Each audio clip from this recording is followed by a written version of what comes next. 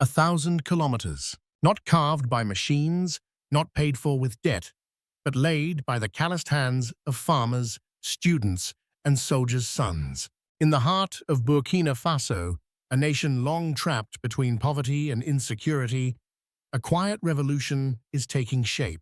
For decades, roads have been more than asphalt and gravel. They have been the dividing line between isolation and opportunity. 60% of the Burkinabe people live in villages where the soil is fertile, but the path to markets, schools, and hospitals is broken or absent. In that void, Ibrahim Traoré has placed not concrete, but conviction. With the simple Do Nou method, earth in a bag, tamped 20 times with sweat and rhythm, the impossible begins to look inevitable. 1,000 kilometers of red laterite roads dreamed not by donors, but by communities themselves may soon wind across this landlocked country. Stay with us. This is more than a headline. It is a hinge in history. Subscribe and walk with us. The question now is not whether the soil can be compacted, but whether this bold vision can compact the weight of an entire nation's destiny. In the chronicles of Africa's struggle for dignity, roads are rarely mentioned. Yet in Burkina Faso, a nation hemmed in by desert sands and political storms, the road has become the battlefield of destiny. Not a road paved with concrete or asphalt, but with soil, sweat, and hope. The Do Nou technique, born in Japan, now reborn in West Africa, transforms scarcity into strength. Its name is simple, earth in a bag, yet its meaning runs deeper than the clay beneath Burkinabe feet. In a land where bulldozers are scarce, where budgets are strangled by debt and insecurity, where time is measured in lost harvests and missed opportunities, Do Nou offers a different calendar. It counts in bags filled, in blows of the tamper, in miles connected. The process is disarmingly humble. Soil, often laterite, the red earth that stains every hand in Burkina Faso, is selected with care. It is poured into sacks, moistened lightly, then tamped exactly 20 times with steady force. 20 heartbeats of rhythm, 20 affirmations that poverty does not dictate destiny. Each sack emerges not as mere dirt, but as a brick of resilience, ready to be stacked into the foundation of a road. Side by side, row upon row, the sacks create a base as solid as the will of the people. Covered with gravel, sealed by sweat, they become a road, functional, durable, and above all, theirs. What does this mean for a country where over 60% of the population lives in rural areas? It means farmers can now deliver their harvest before it rots in silence. It means children can reach schools without crossing rivers of mud. It means women in labor can find their way to clinics before it is too late. It means security forces can arrive swiftly where once they were hours too late. Roads are not mere lines on a map. They are lifelines of sovereignty. President Ibrahim Traoré has set forth a goal both audacious and urgent: 1,000 kilometers of such roads. In the language of geopolitics, that may sound modest. But in the vocabulary of a landlocked, embattled nation, it is monumental. Each kilometer is not only a measure of distance, but of defiance. Critics might ask, why not wait for international contractors? Why not secure foreign loans and let machines carve the highways? The answer is inscribed in Burkina Faso's history of disappointment. Contractors come with promises, but leave with inflated bills. Machines arrive with noise, but vanish with half-completed work. Aid brings numbers on paper, but little sovereignty in practice. Do Nou is not charity. Do Nou is not pity. Do Nou is sovereignty, road by road, bag by bag. What elevates this technique beyond engineering is its social alchemy. In every village where a Do Nou project begins, unemployed youth find not only wages, but dignity. They work with their own hands, shaping a road that serves their own families. This cycle of labor and ownership builds more than infrastructure.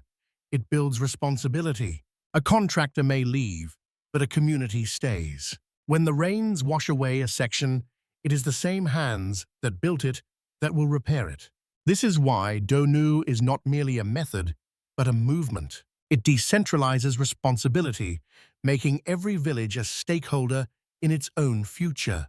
It requires no waiting for capital to arrive from foreign banks. It requires only bags, soil, tools, and the determination that has long defined the Burkinabe spirit.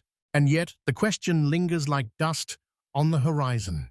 Can a method so simple truly carry the weight of an entire nation's development? But could this humble soil bag carry the weight of a nation's future? The announcement was as audacious as it was improbable.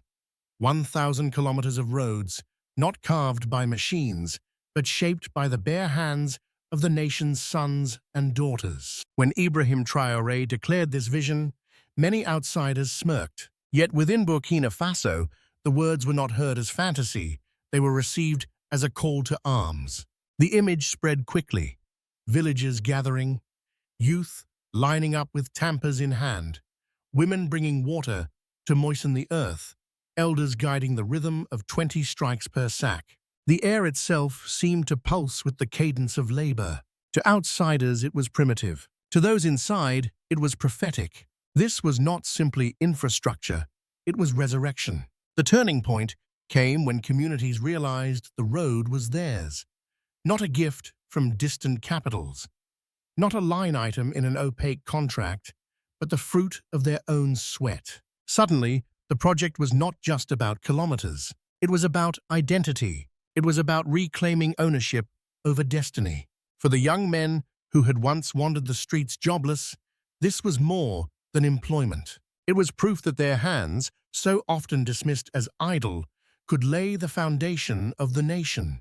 For women, it was the assurance that their children could reach school even in the rainy season.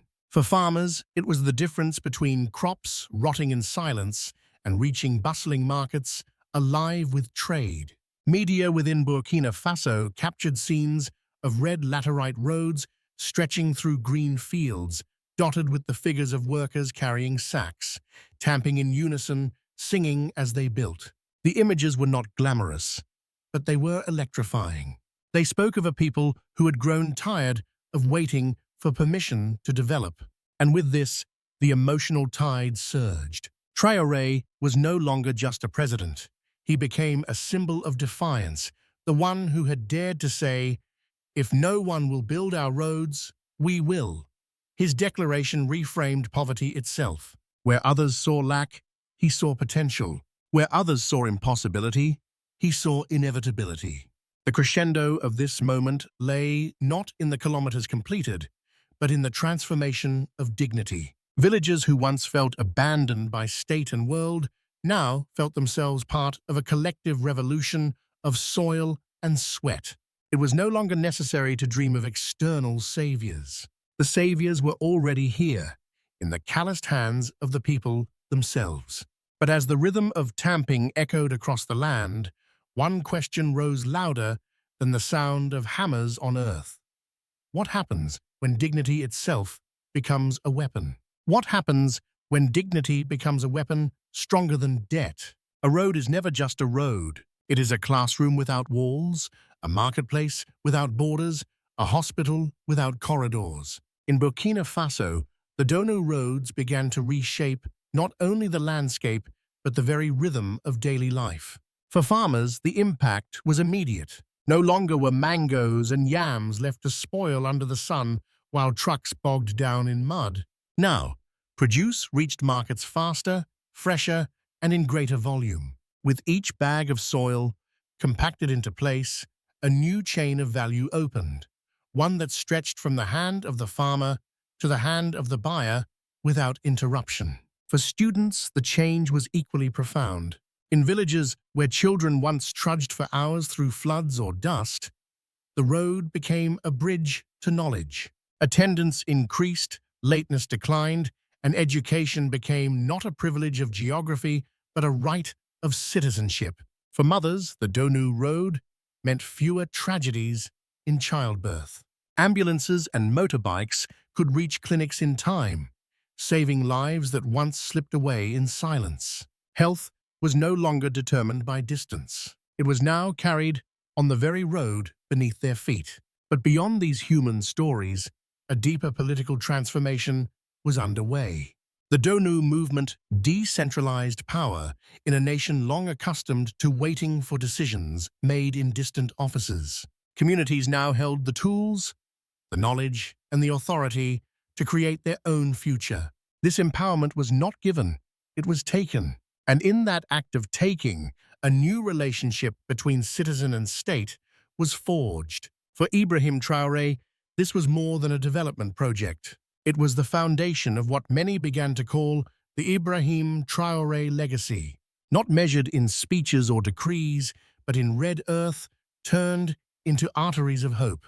In a region where leaders often rise and fall on the back of promises unmet, Traoré sought to anchor his name not in political slogans, but in the lived experience of millions. His legacy was not abstract, it could be walked upon. Politically, this shift altered the balance of expectations. Citizens no longer pleaded for aid, they demanded the means to act. And once people taste agency, they seldom surrender it. A quiet but profound revolution stirred in villages. The recognition that sovereignty is not merely declared in capitals, but constructed tamp by tamp on village roads. Of course, challenges remain. Do Nou roads cannot carry the heaviest of trucks. Their lifespan is shorter than asphalt, requiring maintenance after years of use. Yet in this very limitation lies a strength. The system ensures continued participation, keeping communities engaged and responsible. Unlike foreign-built highways, abandoned until broken, these roads belong to the people who depend on them. This model also threatened entrenched interests. Contractors, long accustomed to lucrative deals, found themselves sidelined. Political elites, tied to networks of foreign aid, faced the uncomfortable truth that dignity could be built without their mediation. The Do Nou revolution was not confrontational in arms, but in agency. It dismantled dependency quietly, brick by brick. As one farmer reportedly told a visiting journalist, "These are not the roads of Traoré alone. They are ours, and that is why they will endure." But how will the world respond to this quiet revolution of soil and sweat? Beyond the red earth of Burkina Faso, the world has been watching, some with admiration, others with unease. For the African Union, the Do Nou initiative was presented as a case study of indigenous innovation, proof that development need not be imported wholesale, but could be grown from within. Yet while the AU applauded, it stopped short of offering full endorsement, wary of setting a precedent that might encourage other nations to bypass traditional donor frameworks. ECOWAS, already entangled in political tensions with Ouagadougou, saw the movement less as engineering and more as symbolism. A state that dared to build without waiting for loans or contractors was also a state signaling independence in a region long managed by outside influence. Silence, in this case, became a form of protest. From Europe, the response was muted. Commentators in Brussels framed Do Nou as a temporary fix, a patchwork solution unfit for the 21st century. Yet beneath the language of concern lay a deeper discomfort. If simple methods could deliver results at a fraction of the cost, what became of the argument for endless aid packages? What became of the dependency that had defined so many post-colonial relationships? And then there was Washington. American policymakers, more accustomed to evaluating military alliances and counter-terrorism budgets, struggled to place Do Nou within their strategic lens. On the one hand, rural roads clearly strengthened Burkina Faso's ability to resist extremist movements. On the other, the narrative of self-reliance, roads built without external financing, posed a challenge to the established order of international assistance. To champion such a model would be to endorse sovereignty over dependency, a message not every partner wished to hear. But perhaps the most telling reactions came not from chancelleries, but from ordinary Africans across the continent. Social media echoed with voices from Ghana, Nigeria, and beyond. If Burkina Faso can build its own roads, why not us? In those questions lay the true power of Traoré's vision. Analysts began to speak of a broader horizon. Ibrahim Traoré Vision 2050.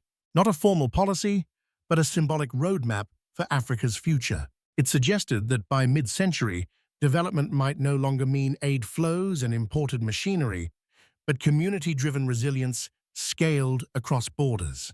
What Burkina Faso demonstrated was not perfection, but possibility.